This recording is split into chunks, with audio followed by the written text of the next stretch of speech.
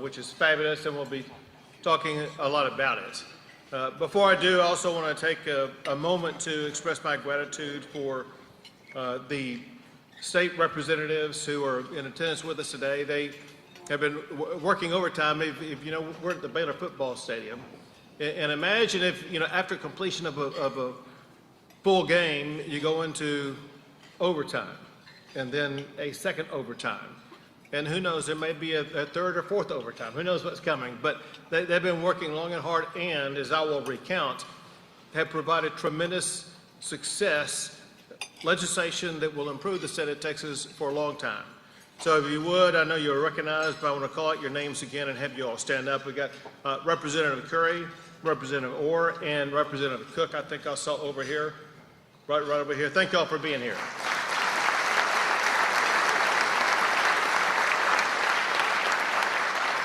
I have on my list Senator Birdwell, but I do not think he's here, but I'll go ahead and give it up for Senator Birdwell, who's been doing a fabulous job.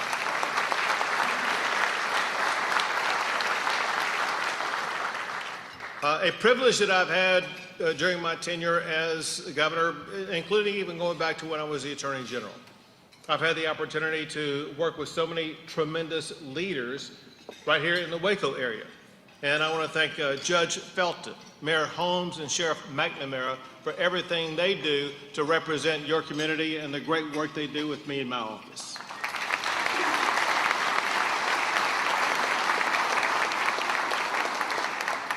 I also know that there are many city as well as county leaders here of different positions.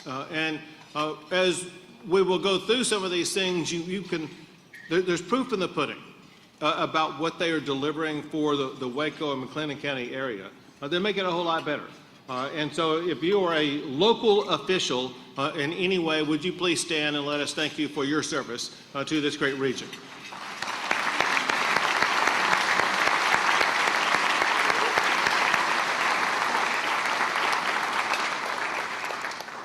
Before I get into some of the details of my comments, I will make an observation that in a way relates to what I want to talk about. And the observation is one that you all experience every single day.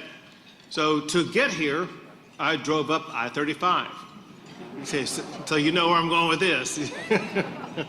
So I-35, among other things, is under seemingly perpetual construction. I began first attending college back in I shouldn't say this, but back in the mid-1970s. Driving I-35 at the time, and I-35 was under construction at that time. It remains under construction today. That said, here's the point I wanted to make with you, and that is Texas is blessed with so many resources that we have the largest road building fund of any state in the United States of America. We just announced last week we have a road building fund of $146 billion to build out the transportation infrastructure across this state. I was telling this to a fellow governor, the governor of the Commonwealth of Virginia. Told him how much that we were spending on transportation here, and we were having dinner, and he dropped his fork, and he took a second look at me and said, "How much did you say?" And I repeated, he said, "What you all are spending on roads in the state of Texas is more than the entire budget of the Commonwealth of Virginia." And we will continue to make sure that we use those resources to build out the infrastructure that is needed to meet the growth that we have in this state. But one thing I really wanted to start with was to congratulate everybody in this room for the great success that you have delivered for your community economically. Let's just, 2025 obviously is not yet complete, but look at the complete year of 2024. Waco hit a record high for the total number of jobs. Waco hit a record high for the total number of Texans working. And get this, Waco has a faster rate of growth of employment from June of last year to June of this year, faster than Austin, Houston, and Dallas. You can see that Waco is one of the substantial economic engines of the great state of Texas.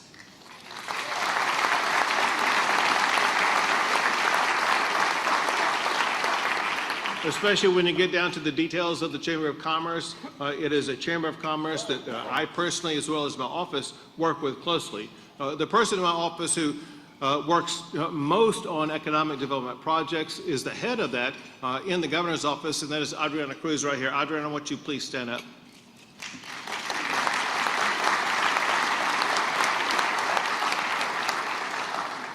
So last year, the governor's office and its economic development team worked with this chamber on at least 3 economic development projects. And already this year, you're off to a great start where we are working on at least 3 more economic development projects, and the year is not yet over.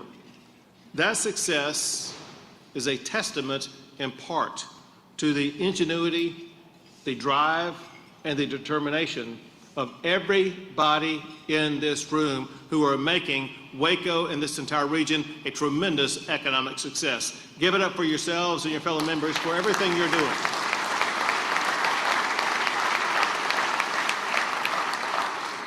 And I think we all know that success like that doesn't just happen overnight. It's an aggregation of what's happened over years. And you can see that in a way because of an anniversary that you all celebrated. This has been in the works for tireless years of effort for now 125 years. Because last year, the Waco Chamber of Commerce celebrated its 125th anniversary. Congratulations on 125 years of tremendous success of transforming the entire Waco region.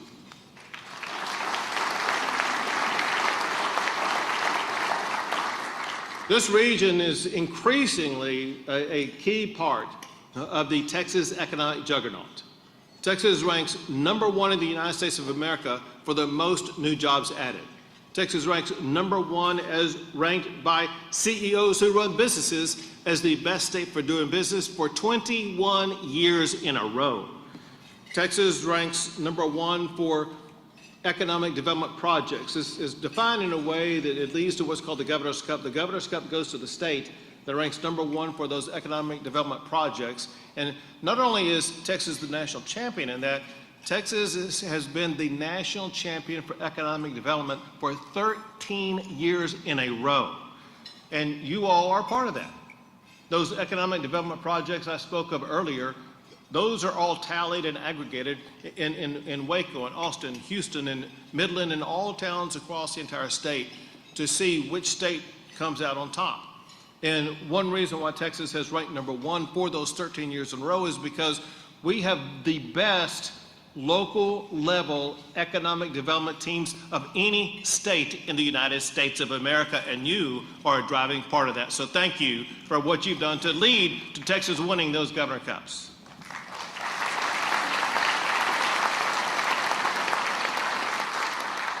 We also rank #1 for exports, not just now, but Texas is ranked #1 for exports for the past 23 years. And some of those exports are coming from right here in the Waco area. When you add up all this economy together, it leads to Texas having an annual gross domestic product of more than $2.7 trillion a year. Now, that's a number. Let me give you context for that number. There are only 7 countries in the world that have a gross domestic product larger than Texas. The United States, obviously, China, India, Japan, the United Kingdom, Germany, and France. And we are closing in on catching up with France, and one of these days, maybe here pretty soon, there may only be 6 countries with an economy larger than Texas. So what we've been able to assemble here in this state is enormous, and it redounds to the benefit of every man and woman who calls Texas their home. And importantly, we did a whole lot during this last regular session to bolster our #1 standing for business. We expanded business courts. We focused on codifying the business judgment rule. We limited derivative action lawsuits. We expanded the research and development franchise tax credit. We expanded career training. And important, so important to the future, of businesses in particular, but every man, woman, and child who live in the state of Texas. We dramatically expanded the power available on our power grid. One thing that some people still have in the back of their minds is what happened in 2021 when we lost power for a while. What a lot of people do not know is how we responded to that challenge by restoring resiliency in the power grid and increasing the amount of power available. Since that failure in 2021, no Texan has lost power because of any deficiency in the Texas power grid ERCOT. There may be at the local level some power lines down because of heavy wind or a storm or something like that, but the grid itself has remained perfect since 2021. And as some mathematical examples, since 2021, Texas has increased the power available on our power grid by 25%.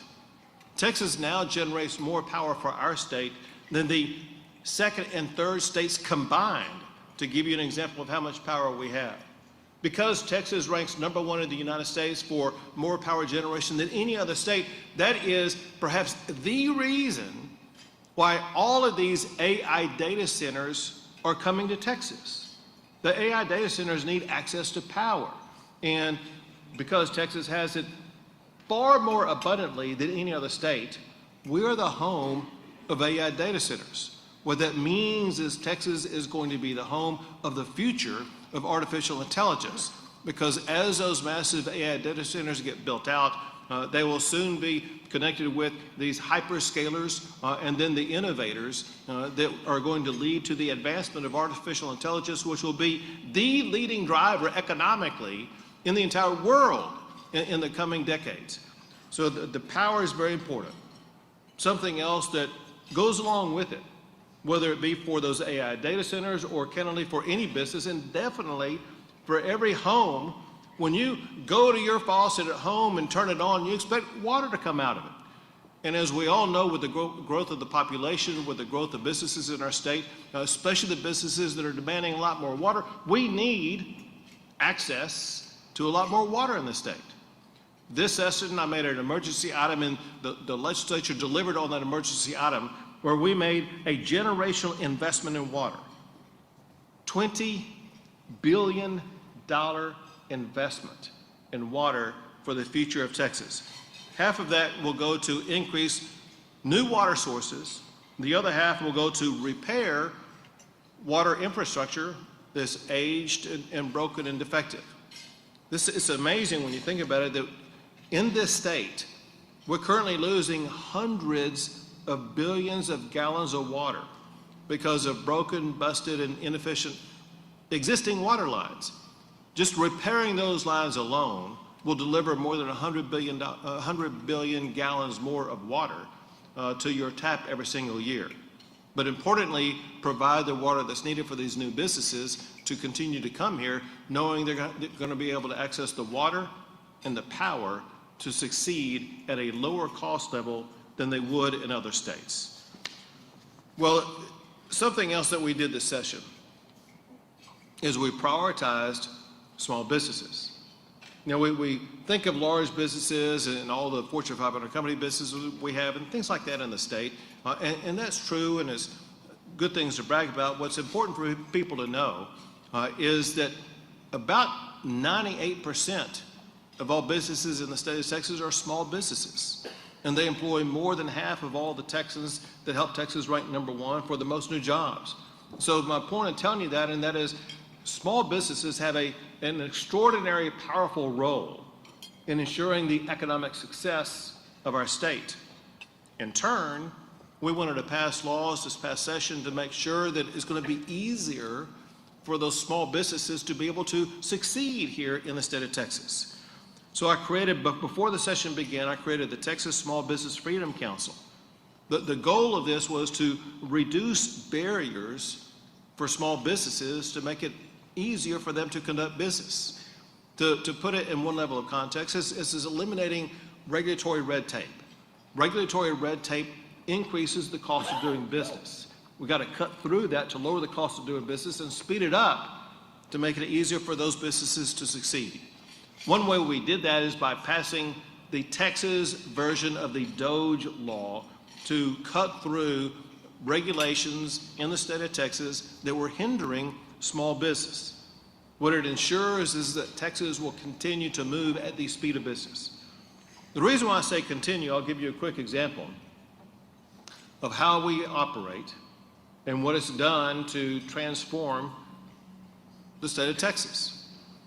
In 2020, Elon Musk came to me and said he wanted to create a more than mile-long gigafactory that would be larger than the size of the Pentagon and start from beginning to end and have vehicles rolling off of that gigafactory in less than 18 months. I asked, have you ever tried to build a house in Texas? We can build a house in 18 months. It's pretty fast. The deal is we worked with them. We worked on cutting through the red tape, the permitting process, all that kind of stuff to make sure that we would move at that speed of business. And at a time before he had bought Twitter, he posted on Twitter after it was done that in Texas he was able to build this mile-long gigafactory to have vehicles roll off of it in less than 18 months, whereas in California he would not even be finished with the permitting process yet. We seek to achieve that same measure of speed for every business in the state of Texas. Another thing we did for small businesses is that we increased the business personal property tax exemption. Before this session, the personal property tax exemption goes to taxes that apply to tangible things that you have in your business. It could be tables and chairs, it could be computers, it could be a desk, different things like that. And the first $2,500 of that was exempt from that business personal property tax. Well, that's kind of, as nice as that may be, kind of meaningless. It's not a lot of money. And so we wanted to increase it to substantially help, especially our small businesses. So we increased that personal business property tax exemption from $2,500 to $125,000, helping make it easier for small businesses to make a profit in the state of Texas.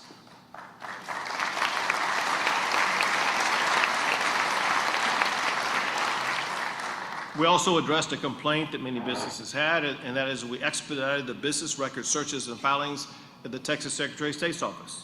We made permanent the veteran-owned business franchise tax exemption. There are so many veteran-owned businesses. Texas is the #1 state for veterans. And many of these veterans, when they leave the service, they want to come here and start a business. And we want to encourage that and aid them in the process. One thing that we had done is we provided a business franchise tax exemption altogether for veterans, but it expired this year. And we not only wanted to extend it, we wanted to end it. And so we made that exemption permanent forever for veteran-owned businesses in the state of Texas.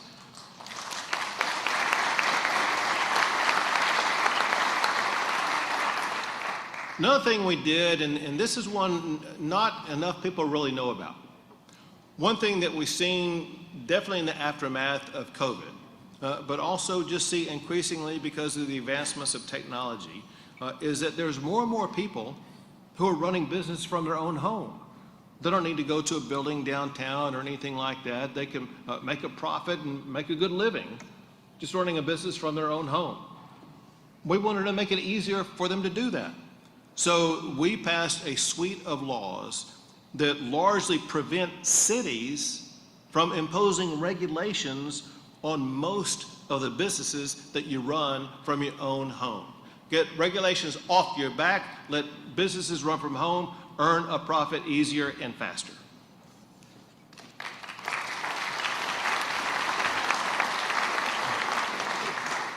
Another thing that we did was to address one of the leading concerns that we hear from businesses, but also a primary issue and function for the state of Texas. One thing that all of us, doesn't matter if you're in business or if you're just a mom and dad at home or just someone who wants to see Texas improve, we all want to see improvement in educating our kids. And we took greater leaps this session to achieve that than ever before in history. Now, one thing that you read and heard a whole lot about is what we did for school choice. And we passed school choice in a very meaningful way, ensuring that parents are going to have the ability to choose the education pathway that is best for their child. But know this, school choice was not an end unto itself. It was a means to a larger end. During the process of advancing school choice, now I became the first governor in the history of Texas to talk about a new vision. Go back to ways in which I began my remarks. I talked about all these ways in which Texas is number one for jobs, for exports, and stuff like that. And I'll be honest with you, if I kept talking about the ways Texas is number one, and that's all I talked about, I could talk another 15 minutes. Bottom line, we're number one in a lot of ways. However, before now, no governor has ever talked about a new number one. I believe Texas should be number one in educating the children of our great state.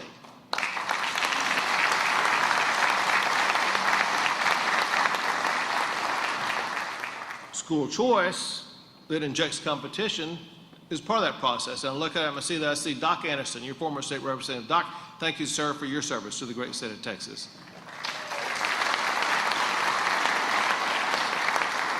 But to go back and put all the pieces of the puzzle together. So school choice ensures competition, ensures that parents who have 3 or 4 kids, for one of the children, the local public school is going to be the best pathway. For another child, charter school is going to be the best pathway. Another child, homeschool is going to be the best pathway. Parents know better than anybody else what's the best pathway. But for us to really go down the pathway of being number one, we also needed to fully fund our public schools, and we provided an all-time record high of more than $8 billion more to fund public education in the state of Texas this past session.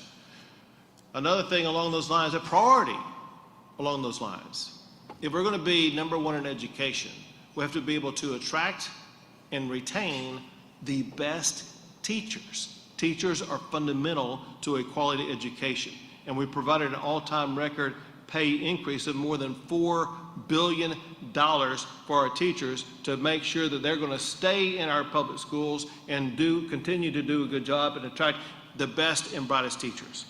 And the last is better curriculum. We have to double down on mastering reading and math. If you can master those 2 topics, you're going to excel in every other subject.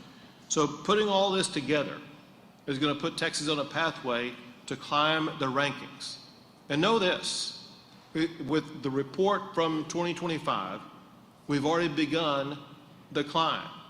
If you look at the test assessment results in the largest 2 school districts in the state of Texas for 2025, Houston Independent School District, Dallas Independent School District, there were measurable improvements in academic success in those schools. Also in Waco ISD. If you look from the immediate aftermath of COVID 2021 through 2025, you improved from 41 to 50% proficiency.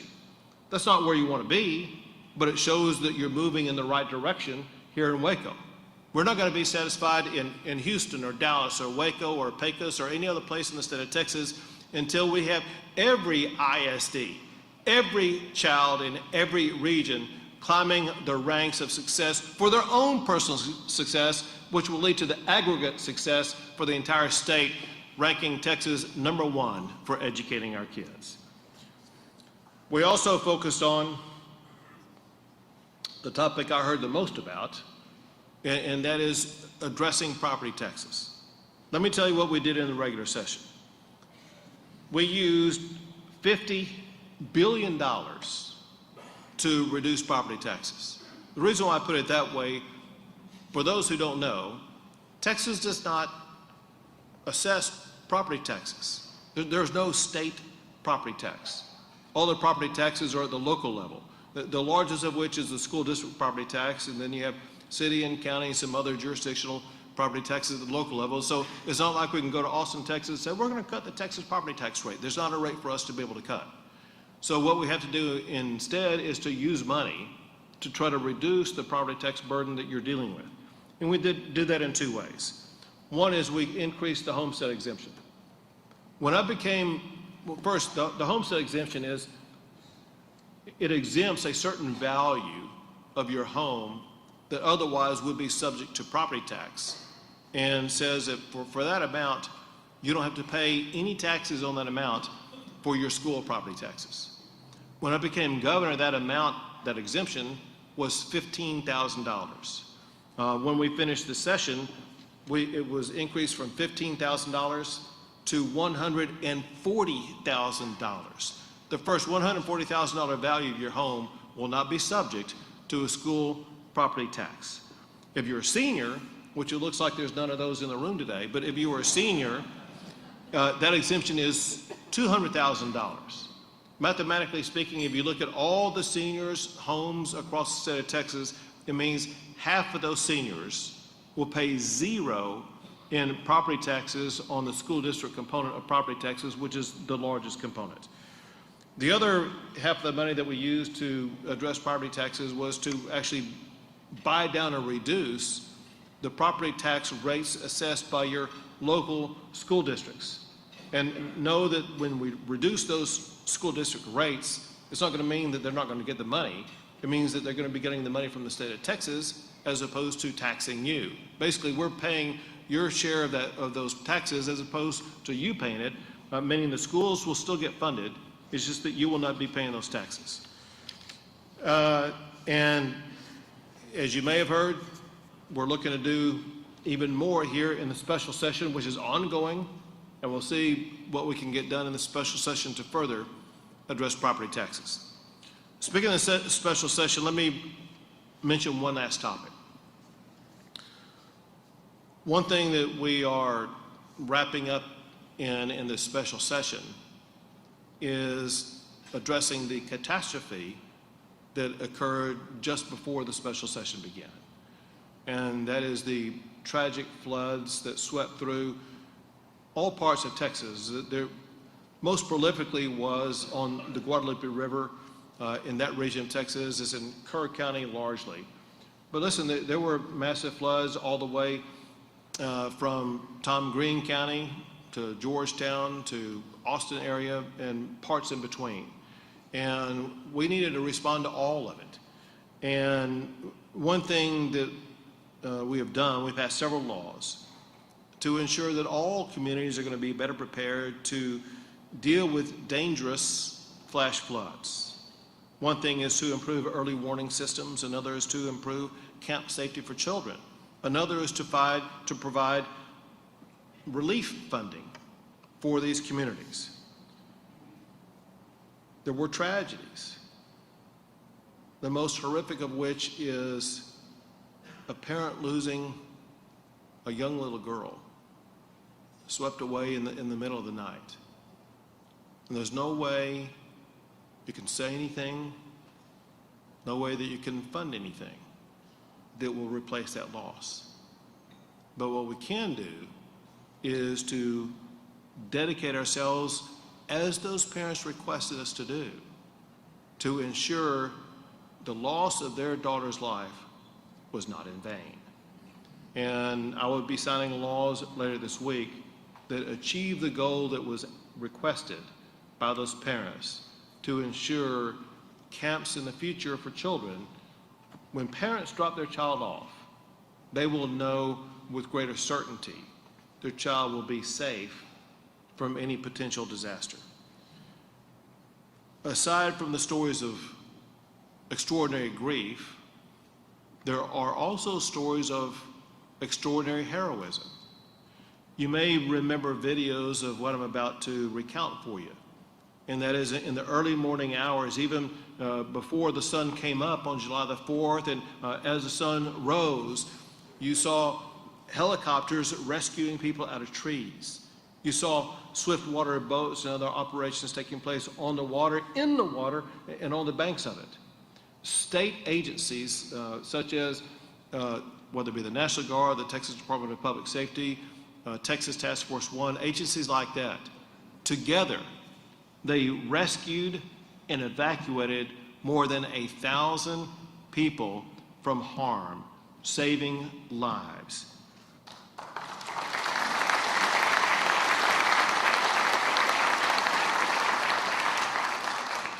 The first time I went down there was later on July the 4th, talking to people in the community.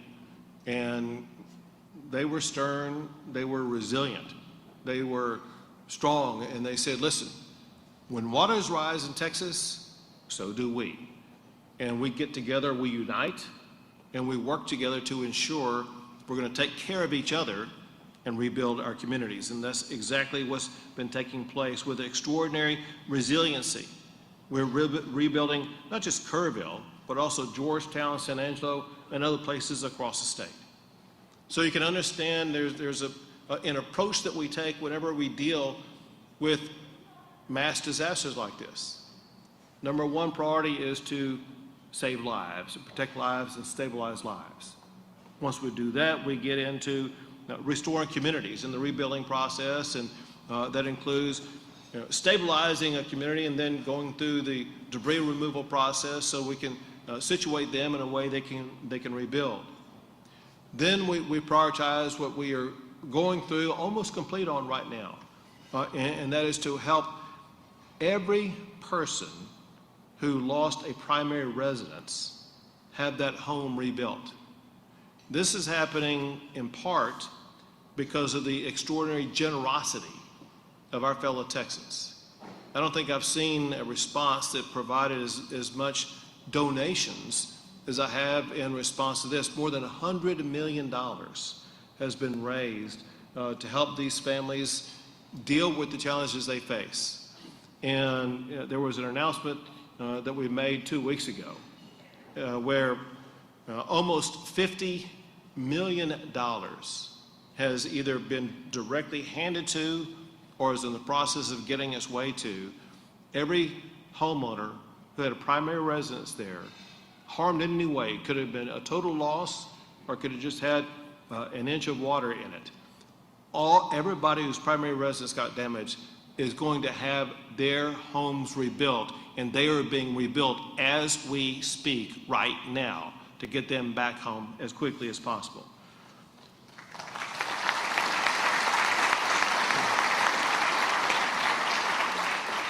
Of the more than $50 million that's left remaining in that fund, they want to set aside a meaningful part of it to make sure they are going to be able to address the extraordinary and the unique mental health care needs of the families who've gone through a tragic event.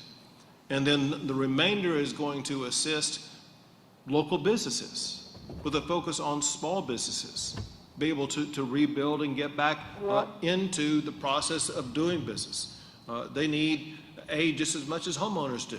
And we look to expedite the process to make sure that small businesses are going to have the resources they need to get back up and running again, to get the economy of Kerr County back up and running again. Bottom line, we will stop at nothing to save those lives, to rebuild that community, and to restore business as usual in Kerr County or any other area across the entire state affected by those floods. But going back to you all, I want to say thanks again to the Greater Waco Chamber of Commerce and all the many businesses represented here today who make Texas such a great place to do business. Thank you all, God bless you all, and God bless the great state of Texas.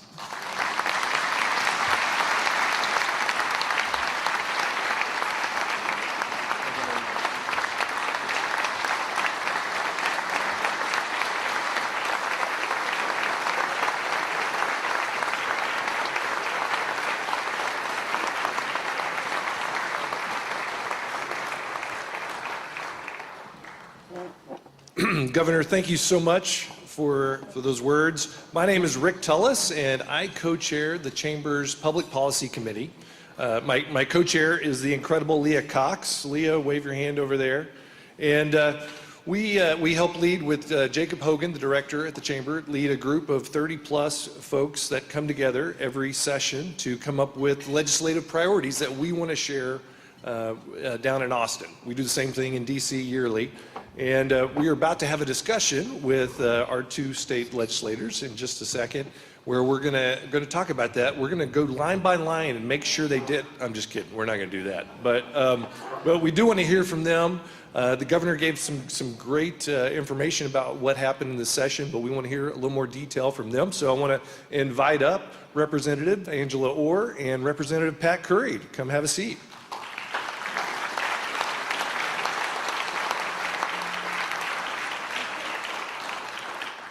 Yeah, while they're coming up, just so you know, the categories that, this feels like Jeopardy, we're picking categories. The categories that we focus in on at the Chamber include economic development, workforce and education, business climate priorities, and also infrastructure.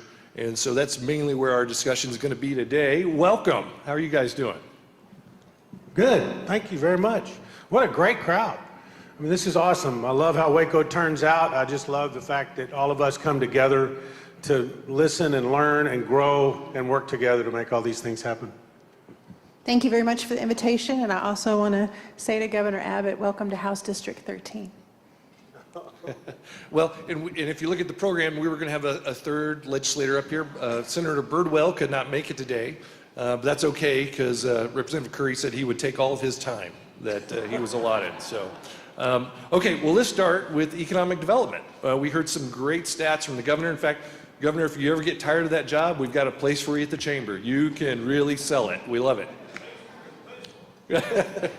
So from you guys, from y'all's standpoint, what work was done in the 89th session to really help this community move forward with economic development?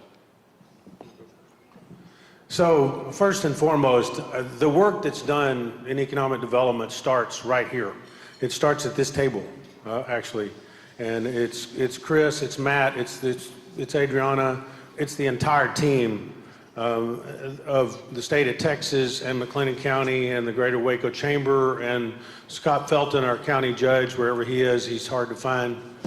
Oh, there he is, I see him. And the whole team is what makes it, is really what makes it the way it happens. From a legislature standpoint, our job is to support that. Our job is to listen to the needs and make it grow. One of the things that Governor Abbott spoke about, and it's difficult to follow him speaking because he takes all of our material. So we're over here quickly rewriting, trying to come up with, oh my gosh, what are we going to talk about? Thanks a lot.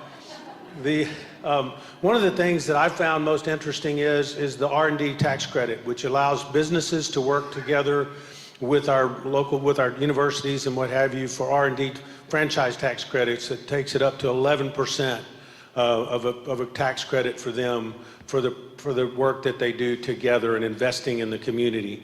And from a workforce development standpoint, that's a big deal.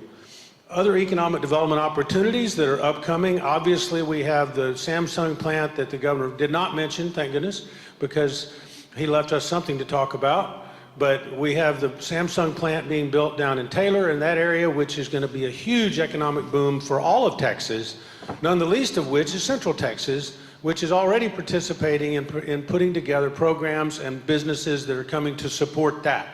And I will tell you that all of the above it's an honor to be able to work with, and I'm going to pass it off to Representative Orr. Yeah, I wanted to talk about the film Motion, help me with this, Texas Moving Image Incentive. Yes. This was greatly talked about during our session, and I served on appropriations as the Article 2 chair, but I also served on cultural rec and tourism. And this was a program that I didn't know much about. I'm sure you've heard a lot about it. But for the Waco economy, the Magnolia Network has had such an impact here, and not just on jobs, but also on tourism and industry. And I'm really pleased to see that we're going to get somewhere to increase that funding. I think it's important to have Texas stories told by Texans. And you should be very proud that Waco, you cannot have a discussion in Texas about motion pictures without talking about Waco, Texas, and the Magnolia Network. So congratulations on that. So workforce, we realized here in McLennan County, 3 or 4 years ago, we were having this great economic development success, but that created a workforce challenge, and we realized we needed to put a lot more resources and energy to building a workforce. Is there anything done this session that you feel like would really strengthen our workforce development here? Let's talk about TSTC for a minute. They're sitting right here. Thank God for it. Yes, number one, I mean, TSTC had the foresight to develop a work site here. This was the first one. It's on the south side of Waco, actually southwest side in the manufacturing and the industrial area. And I will tell you that that will be the key to a huge success of workforce development in this area. There's so many aspects to workforce that we could sit here and talk about, and everybody knows that affordable housing is critical, infrastructure is critical, water is critical, electricity is critical. All of those things, luckily, we have. Not luckily, I misstated that. It's because our fathers and our forefathers and our current leaders have all worked really hard to make sure that we have those things in place so that we can attract these businesses and attract the people that work in them. And so I will tell you this is my time to put in my plug. TSTC has grown by over 15% just this year. What a great organization. What a great leadership team sitting at this table. And I will tell you that we know from a legislature standpoint that we have to support them. Y'all need to know that we need to support them as a state. So we put in place and passed a bill for an $850 million fund to be the core basis for the funding for TSTC to help them fund their growth for the future, which is workforce development. It's one of the major keys to it. It is Proposition 1 on the ballot. Vote yes on Proposition 1. By the way, vote yes on all 17 propositions on the ballot if you have a question. Yes, go ahead. Do you have anything else to add on I workforce? think he said it all. Yeah. Well, You did forget the 9.3 million more that we got in the budget this time. Tell them about it. Well, you're doing a great job. Keep doing what you're doing. and it sounds like Representative Curry is going to be putting out a voter guide for everyone later on how to vote. So, okay, let's talk a little bit about infrastructure. There were actually some specific items that passed this session that have to do with Central Texas and future infrastructure improvements. Angela, why don't you go first this time? Thank you. I'm losing my voice. Too many sessions. Too many sessions, Governor. 30 million for roads and highways. You don't even have to look out the window. You can hear it going by, how important it is, how much traffic passes through Waco every day. 30 billion for roads and highways. 5 billion for the Texas Energy Fund, which is going to include another 350 million for nuclear innovation. I think this is a really exciting part of the budget that doesn't get a lot of talk about, but I think it is a game changer. And the $1 billion for cybersecurity with the new Texas Cyber Command out of UTSA, going to be a huge part of our state going forward. Let's talk a little bit about water and electricity. Sure. So water obviously is number one. I mean, the governor spoke about it. You know how much effort we're putting into it. That's not a tenth of the effort that's being put into it. I mean, this is a long discussion. It's hard. Water's, whiskey's for drinking, water's for fighting over. I can just tell you that this is going to be one of those times where over the next 5 to 10 years, we're going to be fighting over water and working ourselves through it. McLennan County, I think, has done a great job planning ahead. Central Texas has. So one of the things that we were able to pass this session, and thank you, Governor, for being one of the first bills that you signed, was the Central Texas Water District. So the Central Texas Water Alliance is an alliance between water groups throughout Central Texas, including, and it was a partnership of state reps throughout Central Texas, including Bell County and west of us as well, so that we could have a water district that allowed us to bring water into our area and then share it amongst ourselves. And so we formed the district, we have the rights to be able to do it, and now we got to go get the water. And that's not an easy thing either. So being able to contract for that water is a major deal. We also are working on other water rights. We have worked very hard and are continue to work hard to secure our future for the next 100 years when it comes to the water for Central Texas. Finally, on that point, I'm going to speak just a little bit about SMRs. This has been a priority of the governor. It's been a priority of the legislature.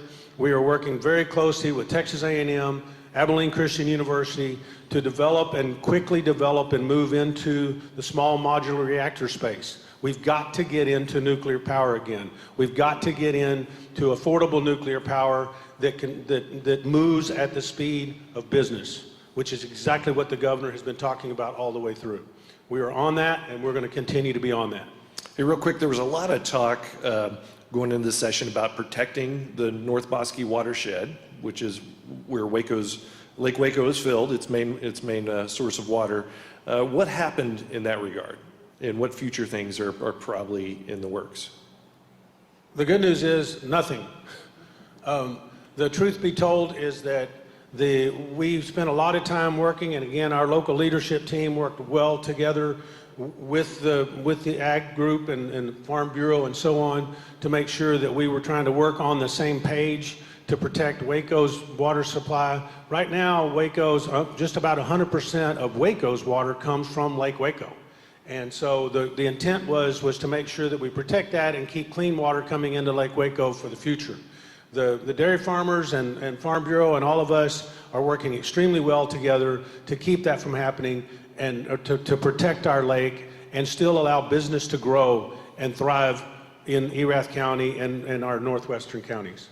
Okay, well, lastly, Representative Orr, are there any other things that happened in this session that you wanted to talk about? Not necessarily the things that were in my categories here, but I know there's a lot of other things that got worked on. There was over 8,000 bills filed, I believe, 800 pieces of legislation that came out of it. So what were some other highlights for you? Thank you. HB 24 tyrant's veto, I've seen a lot about it here in the news, and that had to do with a 100-year-old state mandate that allowed your neighbors to basically dictate whether you could add an additional housing unit to your home or what. In my neighborhood, it was a habitat house where you could intervene. Just one neighbor could intervene and stop that.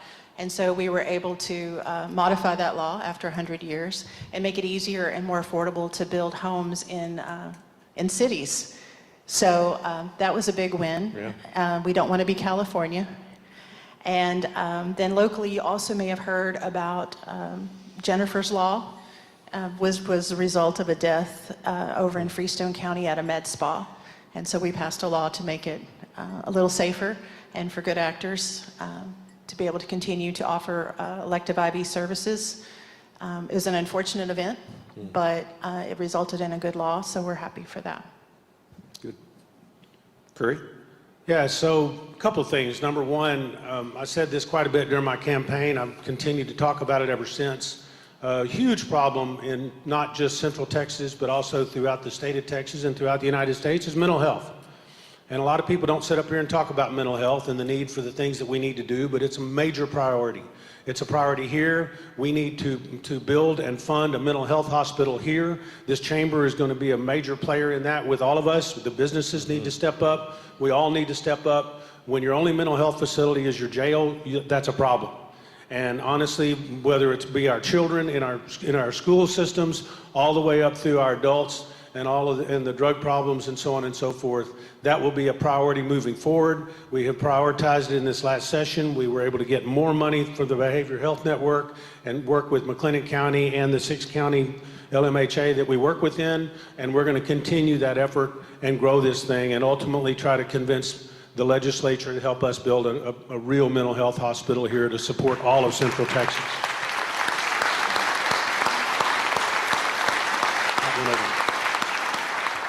And since I got Senator Birdwell's time, I'm going to go ahead and talk about a couple other things. Thank you, Rick. I appreciate that. You know, you put a mic in my hand, I want to take it. But the truth be told is that, you know, I was honored to be able to be on the DOJ committee and the Transportation Committee. Texas DOJ is different than federal DOJ, right? I mean, the fact is we've been under Republican leadership for well over 20 years. We've got a great governor. We've had great governors prior to him.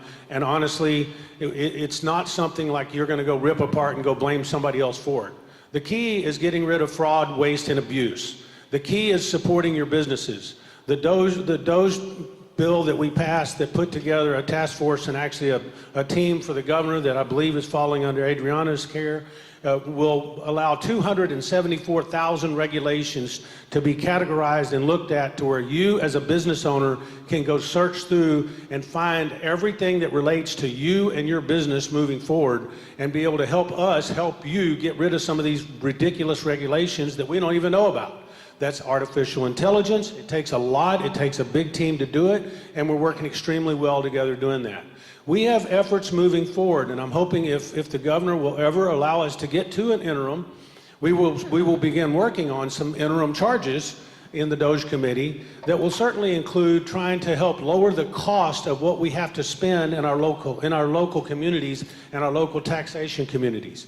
So as an example, the state of Texas buys a lot of vehicles. We've got to think outside the box and figure out how in the world can we get most favored nation pricing, not just for the state of Texas, but for all the taxing entities, and push the cost savings down to all of the tax-paying entities and the ones that we fund.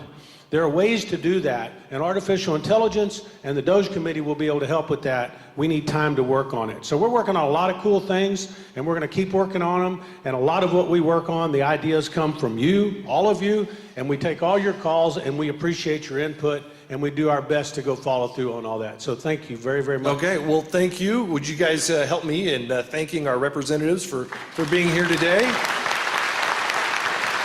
Good job. Thank you.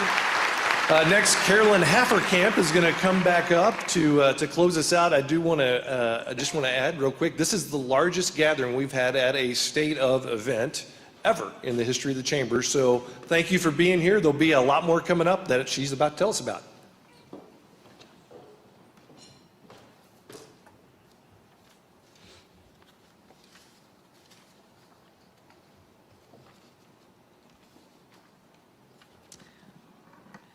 All right, he's a lot taller than me. Governor Abbott, thank you for your leadership and for joining us today. State Representatives Curry and Orr, thank you for your service to our community and for being with us today. We appreciate all of you for joining the conversation, and we hope to see you next Tuesday at the State of the City and County Luncheon to hear from Mayor Holmes and Judge Felton. Same time, but at the Hurd Welcome Center. One final thank you to our sponsors for making today's event possible. Our presenting sponsors, AT&T, First State Bank, Hemisphere Aerospace Investments, and TSTC. Our gold sponsors, Arca Continental Coca-Cola Southwest Beverages, Ascension Providence, Chaparral Insulation, McLean Intelligent Solutions, and Parsons Roofing. Our silver sponsors, Allen Samuels, Dodge Chrysler Jeep Ram Fiat, Baylor Scott & White Medical Center Hillcrest, Baylor University, Extraco Banks, State Representative Pat Curry and Harris Cook LLP, JRBT, Mary Kay by Rebecca Eubank, McLennan Community College, Noble Graces, STV, and Walker Partners. And our bronze sponsors, Automatic Chef Canteen, Brazos Masonry, Capstone Mechanical, Syntex Roof Systems, Eagle Surveying, Fox 44 KWKT, Kelly Realtors, Lombarger, Goggin, Blair, and Sampson LLP, Prophecy Media Group, Redwoods Inc., South State Bank, and TXU Energy. All of you have a great afternoon. Thank you.